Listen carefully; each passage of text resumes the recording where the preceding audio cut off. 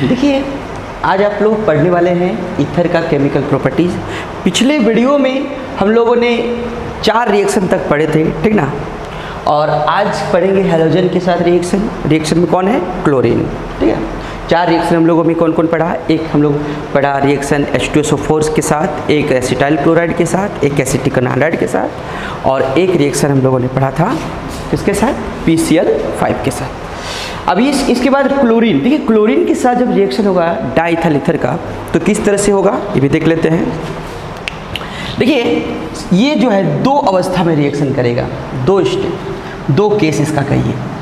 Number A, जब ये sunlight absence रहेगा, यानी कि आप कह सकते अंधेरा, डार्क में, डार्क जब रहेगा तब क्या होगा, तो मैं आपको बता दूं कि जो डाईइथाइल ईथर है, देखिए ध्यान से, ये आपके पास डाईइथाइल ईथर, ये है। यहाँ पे आप इस कार्बन को देखिए, ये फंक्शनल ग्रुप ऑक्सीजन हो गया, इसके जो इससे जुड़ने वाला कार्बन है, इस कार्बन को हम लोग अल्फा कार्बन कहते हैं। क्या बोलते हैं, अल्फा कार्बन। और इस कार्बन को हम लोग बोलते हैं बीटा कार्बन। तो जाहिर सा बात है कि यदि ये अल्फा है तो ये भी अल्फा होगा और ये भी क्या होगा, बीटा होगा। आई बात समझ में। लेकिन मैं इसमें थोड़ा सा चेंजिंग क्या करने वाला हूँ कि देखिए, इसको जो है अल्फा है, यदि ये अल्फा है तो हम इसको अल्फा डैश लेंगे, यदि ये बीटा है तो हम इसको बीटा डैश लेंगे, ठीक है। तो होगा क्या कि क्लोरीन के अल्फा का ये डाईइथाइल ईथर के अल्फा कार्बन पर कौन अटैक करेगा, क्लोरीन। किस तरह से देख लीजिए। देखिए, ये जो है डाईइथाइल ईथर, इसको हम लोग यहाँ लिखेंगे डाईइथाइल ईथर।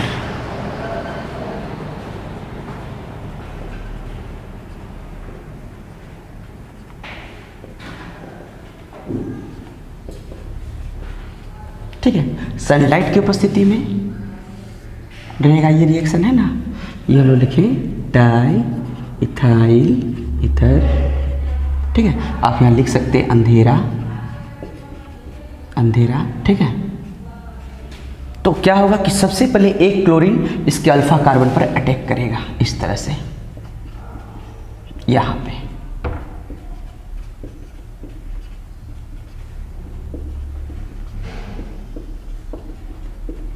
ठीक है। तो ये क्या बन गया, ये यहां से एक 2 Cl है ना, 2 Cl में एक Cl जुड़ा, ये H यहां से ऐसे कीजिए ना कि यहाँ से एक Cl है, एक Cl है, 2 Cl है, 2 Cl में से एक हाइड्रोजन और एक क्लोरीन को बाहर कर देंगे और इस कार्बन में इस Cl को जोड़ देंगे और साथ ही साथ क्या निकल गया, HCl, ठीक है। नाम इसका क्या हो गया, इसका नाम हो जाएगा क्लोरो डाईइथाइल ईथर, ठीक है। तो क्लोरो डाईइथाइल ईथर, तो ये जो क्लोरो है किस पोजीशन पर है, अल्फा पोजीशन पर है, इसलिए इसका नाम हो गया अल्फा क्लोरो डाईइथाइल ईथर, ठीक है। अब फिर इसको नोट कीजिए,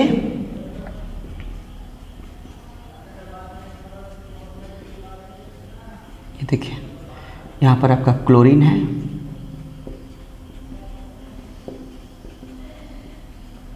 फिर यहां क्लोरीन, ठीक है।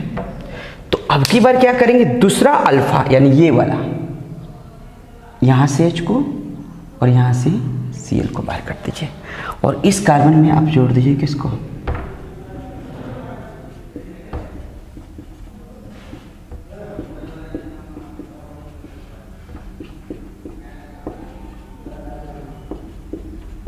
इसका नाम alpha dash die chloro diethyl ether. क्या बन गया, alpha dash dichloro diethyl ether, ठीक है। लैंग्वेज में कैसे लिखेंगे, हम लोग लिखेंगे डाईइथाइल ईथर को Cl2 के साथ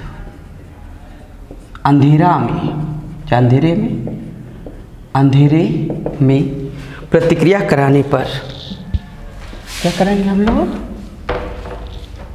यहाँ पर प्रतिक्रिया कराएंगे, प्रतिक्रिया कराने पर पहले alpha chloro diethyl ether, alpha chloro diethyl ether, पहले अल्फा क्लोरो डाइथाइल ईथर, तब alpha alpha dash, alpha alpha dash, alpha alpha dash,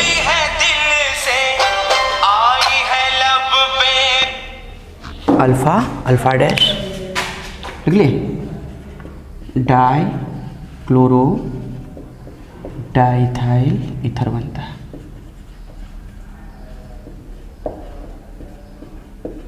ठीक है, डाइथाइल ईथर को क्लोरीन के साथ अंधेरे में प्रतिक्रिया कराने में पहले अल्फा क्लोरो डाइथाइल ईथर, तब alpha alpha dash dichloro diethyl ether बनता है। ठीक है, अब देखिए यदि हम डायरेक्ट सनलाइट का बात करेंगे कि नहीं, अंधेरा यदि नहीं रहा, ठीक है, डायरेक्ट सनलाइट में क्या होगा ये भी देख लेते हैं कि डायरेक्ट सनलाइट यदि रहा तो क्या होगा कि इसका सभी हाइड्रोजन एटम क्लोरीन द्वारा रिप्लेस हो जाएगा।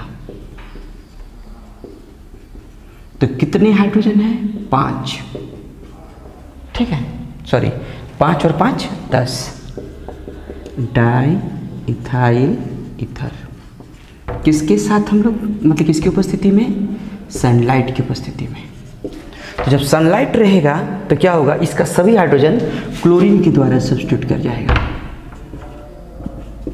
ये देखिए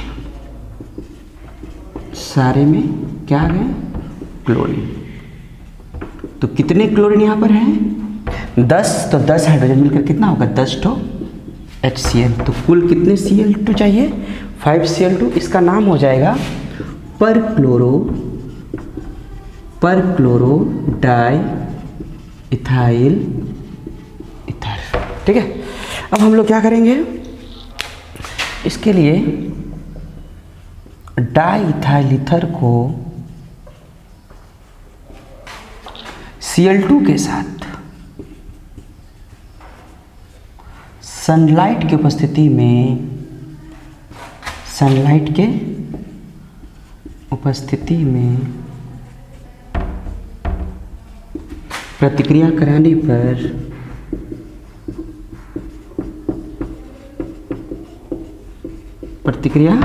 पर पर क्लोरो डाइथाइल ईथर बनता है। Okay,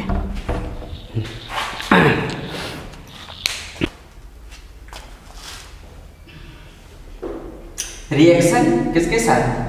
hydrogen iodide HI।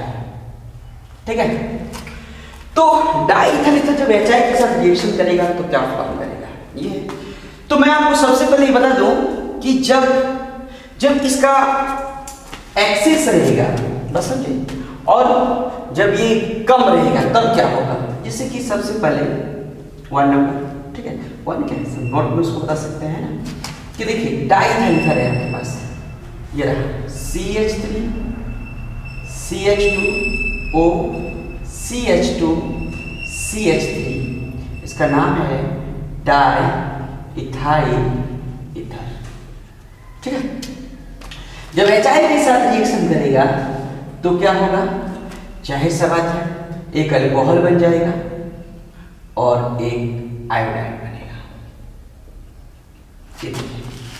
CH3 CH2 I हो गया, फिर CH3 CH2 OH। ठीक है, O में H लग गया तो H हो गया, और ये I जब यहाँ लगेगा तो ये क्या बनाएगा? आयोडाइड। इसका नाम हो गया इथाइल आयोडाइड, और ये हो गया आपका इथाइल अल्कोहल। ठीक है, ये देखिए डाइथाइल ईथर को HI के साथ, हाइड्रोजन आयोडाइड के साथ प्रतिक्रिया कराने पर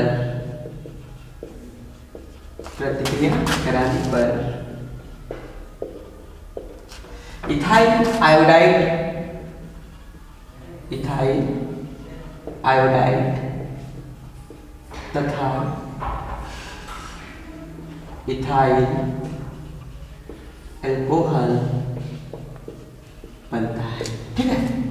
लेकिन यदि HI अधिक मात्रा में रहा, नोट कि HI यदि अधिक मात्रा में रहा तब क्या होगा, यानी कि रिएक्शन कुछ ऐसे दिया रहे CH3 CH2O CH2 CH3 और यहाँ पर HI लिखते और नीचे में लिखते एक्सेस,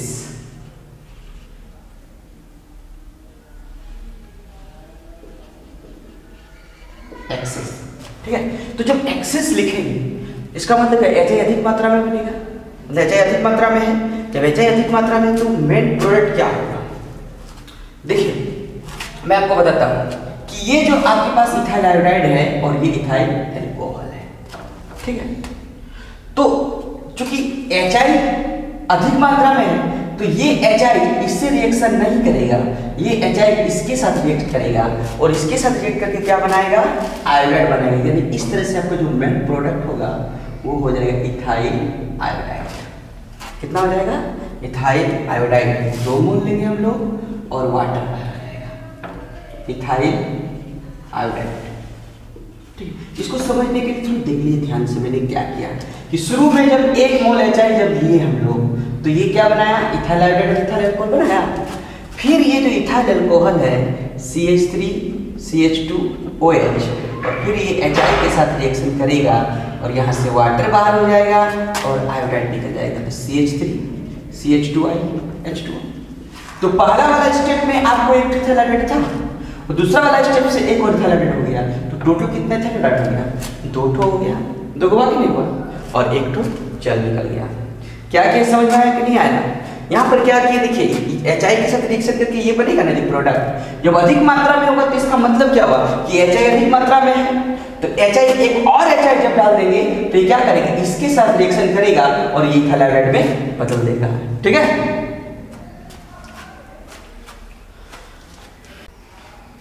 देखिए हम लोगों ने क्या किया, यहाँ पर HI के साथ रिएक्शन, सपोज कीजिए कि यहाँ पर आपका अनसिमेट्रिकल इथर रहा।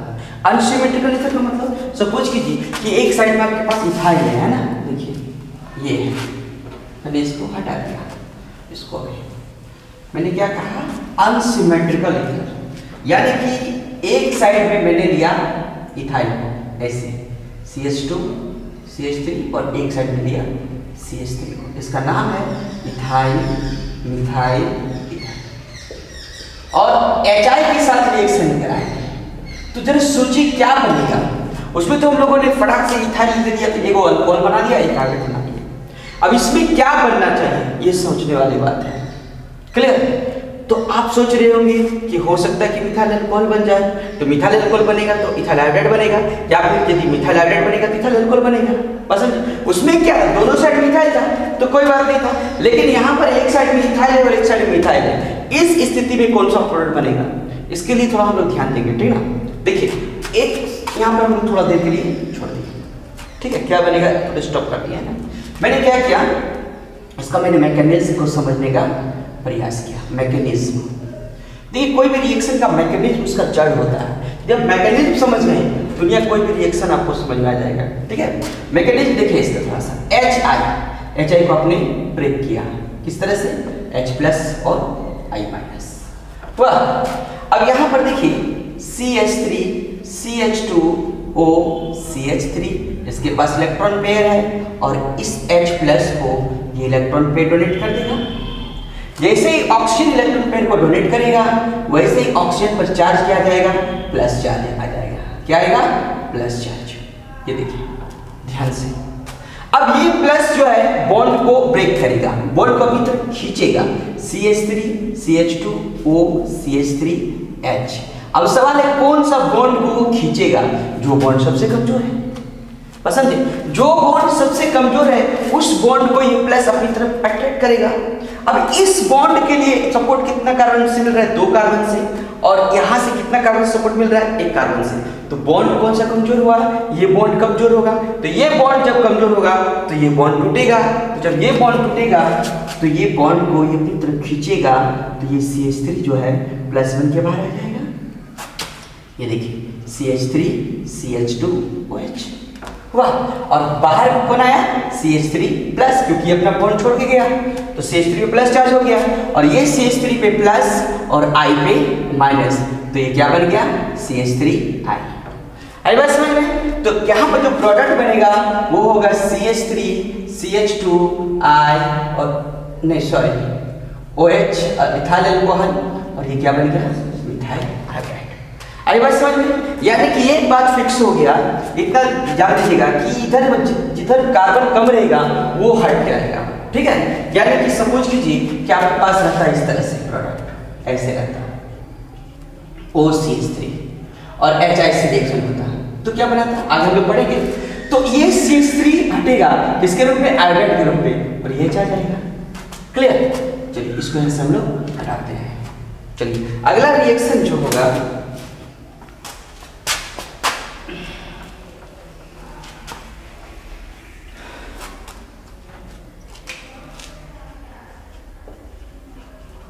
ऑक्सीजन के साथ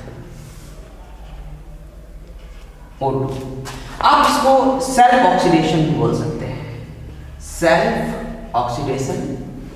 एक और नाम है इसका ऑटो ऑक्सीडेशन। सेल्फ ऑक्सीडेशन की, ऑटो ऑक्सीडेशन की। एक्चुअली क्या है कि डाइइथाइल ईथर ज्यादा क्रियाशील नहीं होता है, इथाइल अल्कोहल के जैसा रिएक्टिव नहीं होता, ये इसकी रिएक्टिविटी जो है थोड़ा कम होता है, ठीक है। ये हवा में बहुत स्लोली ऑक्सीडाइज करता है, और ऑक्सीडाइज करके क्या बनाता है, डाइइथाइल ईथर परऑक्साइड।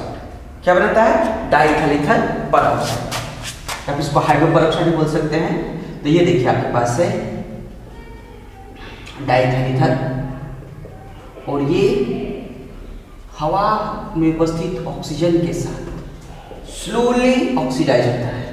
देखिए डाइइथाइल ईथर, और ये स्लोली ऑक्सीडाइज होकर क्या बनाता है,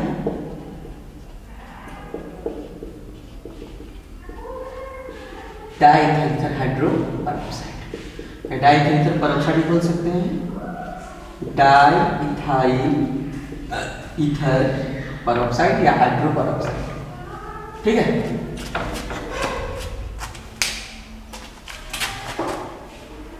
डाइइथाइल ईथर O2 द्वारा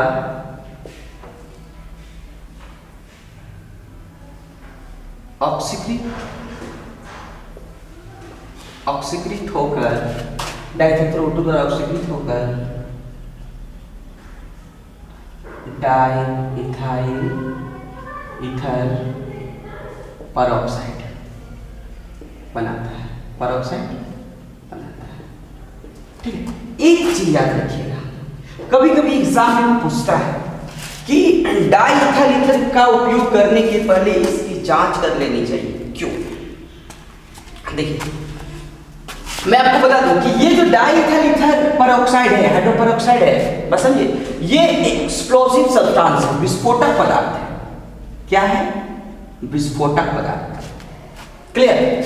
यानी कि आप डाइइथाइल ईथर का उपयोग कर रहे हैं लैब में, और ये यदि विस्फोट कर गया तो कहीं न कहीं आपके लिए नुकसानदायक हो सकता है, बात समझिए कि नहीं, ये घातक साबित हो सकता है। इसलिए ये डाइइथाइल ईथर है, ये डाइइथाइल ईथर परऑक्साइड है, इसका जांच होना बहुत जरूरी है। क्लियर? देखिए कहने का मतलब क्या है कि आप ये सोच रहे हैं क्योंकि ये तो स्लोली ऑक्सीकृत हो रहा है, आप तो ऑक्सीकृत करा रहे हो, हवा में उपस्थित ऑक्सीजन के द्वारा ऑक्सीकृत हो रहा है, और ये डाइइथाइल ईथर परऑक्साइड बना है, ये परऑक्साइड, ठीक है। आप सोच रहे डाइइथाइल ईथर है, लेकिन यदि ये डाइइथाइल ईथर परऑक्साइड है तो ये घातक साबित हो सकता है, तो इसका जांच होना चाहिए। अब जांच कैसे होगा कि यदि आप डाइइथाइल ईथर में पोटेशियम आयोडाइड को डाल देते हैं, बस समझिए, तो इसका रंग क्या रहेगा, बैंगनी हो जाएगा। क्या रंग हो जाएगा इसका? बैंगनी रंग हो जाएगा इसका, वायलेट कलर हो जाएगा, बस समझिए। यदि बैंगनी रंग हो गया तो समझ जाइए कि डाइइथाइल ईथर आपका क्या है, परऑक्साइड के रूप में है, बस समझिए। तब ऐसी स्थिति में इसका हम लोग यूज करने के पहले फेरस सल्फेट के द्वारा डिस्टिलेशन करेंगे, उसके बाद इसका हम लोग उपयोग करेंगे। तो कभी कभी एग्जाम में पूछ सकता है कि diethyl ether peroxide, diethyl ether का उपयोग करने के पहले इसकी जांच क्यों करना चाहिए? इसका आंसर क्या होगा कि डाइइथाइल ईथर का उपयोग करने के पहले इसलिए जांच करना चाहिए क्योंकि यह ऑक्सीकृत होकर डाइइथाइल ईथर परऑक्साइड बनाता है, ठीक है। और दूसरी बात क्या है डाइईथर पेरोक्साइड को हटाना जरूरी है, ठीक है।